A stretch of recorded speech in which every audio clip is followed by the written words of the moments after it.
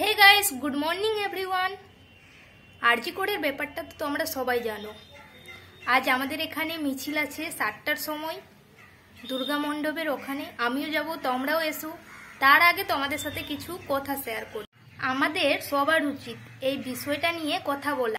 এই কথাগুলো আমার আগে বলা উচিত ছিল, যাই হোক একটু দেরি হয়ে গেল। আমরা মেয়েরা কোথায় সেফ? কারণ আমার মনে হয় না আমরা কোথাও সেফ ফিল করি।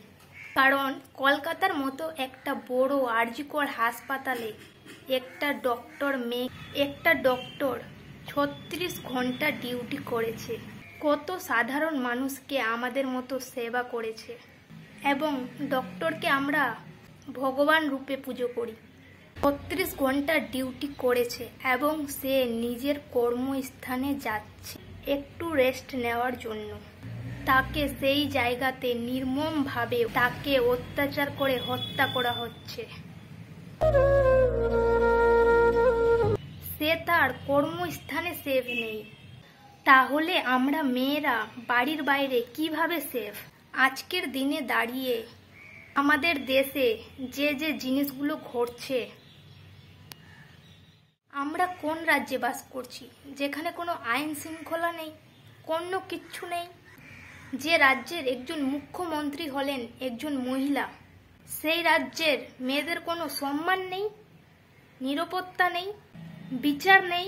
আমরা কবে নির্ভয়ে ট্রামে, বাসে, ট্রেনে সব জায়গা ঘুরতে পারবো? এমন দিন কবে আসবে ভাবতেই অবাক লাগে। আজকে আমাদের দিনে লক্ষ্মীর ভান্ডার আছে, কাদের জন্য? মেয়েদের জন্য। প্রত্যেক মাসে মাসে মেয়েদেরকে টাকা দেওয়া হচ্ছে, বাট সেই মেয়েটার উপর নির্ভয়ভাবে হত্যা হচ্ছে, অত্যাচার হচ্ছে। সেই জিনিসগুলোর কোনো বিচার নেই। আজকে আমাদের রাজ্যে যে কোনো পুজোতে, দুর্গা পুজোতে, কালী পুজোতে, যে কোনো পুজোতে কিছু টাকা দেওয়া হয়। প্রত্যেক প্যান্ডেলে কিছু টাকা দেওয়া হয়। কি জন্যে? মা দুর্গার পুজো করার জন্য। মা দুর্গার পুজো করার জন্য আমরা প্রত্যেককে কত আরাধনা করি, পুজো করি একদম ভিতর থেকে, মন থেকে। আজকের দিনে দাঁড়িয়ে মাটির মাকে পুজো করি আমরা, তাহলে মেয়েদের কেন সম্মান করা হয় না? প্রতিবার এরকম কেস হয়, এরকম আন্দোলন হয়, মিছিল হয়, আবার 2 দিন পর সব কিছু নর্মাল হয়ে যায়। কিন্তু এভাবে আর কতদিন? এখন আমি স্নান টান করে খাওয়া দাওয়া করে রেস্ট নিয়ে কাকিমার বাড়িতে, কাকিমা ফোন করে বললো যে আজকে ফ্রি আছি। সেটা আমার হাতে দেখতে পাচ্ছ, কি আছে সেটা তোমাদেরকে পরে দেখাচ্ছি।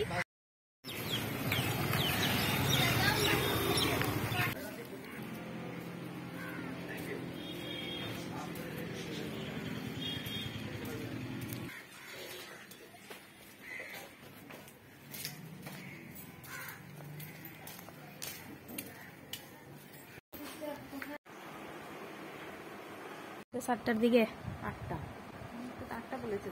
7টার দিকেই আছে। তুমি যাবা কি? হ্যাঁ, বাইরে বৃষ্টি হচ্ছে এখন।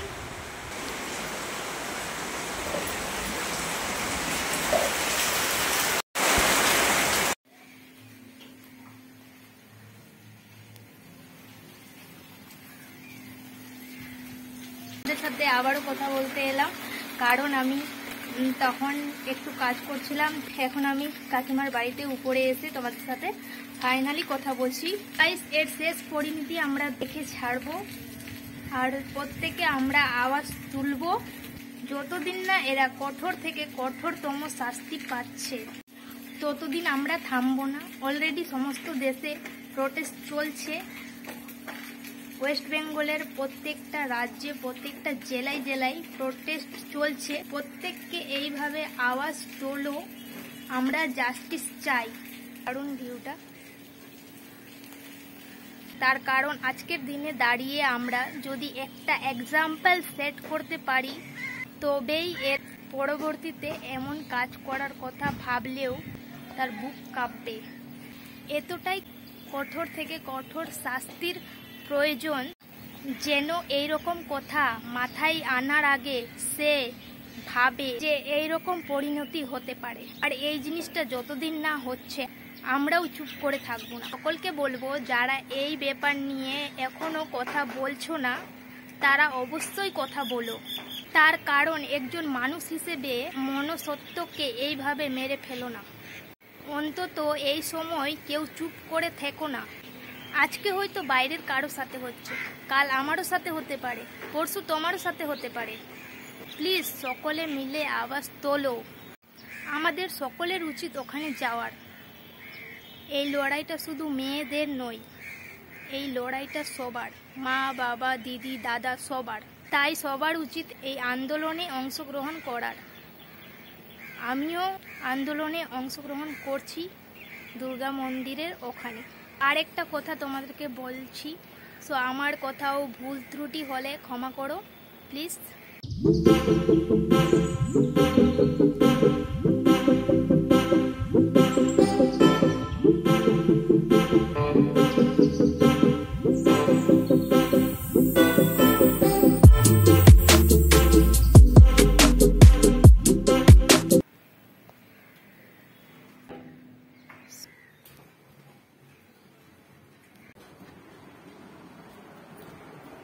হয়ে গেল তোমার?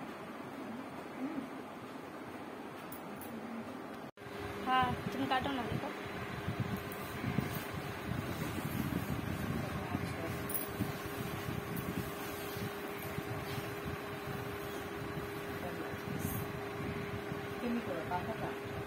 আমি শাড়িটাও দিয়ে দিলাম কাকিমাকে, তো ওই নিজে করে রাখবে, পরে আমি পরে থেকে নিয়ে যাব।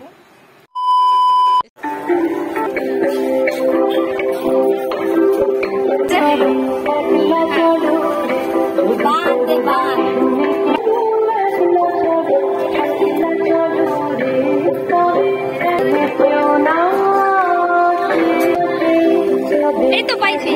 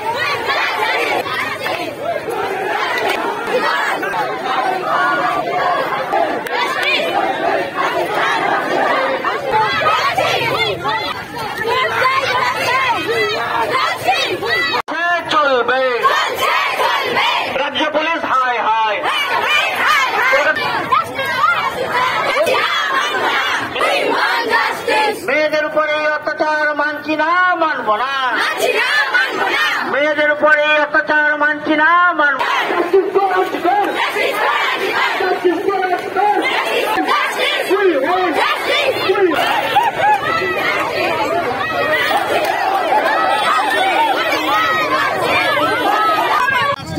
কিসের দাবিতে?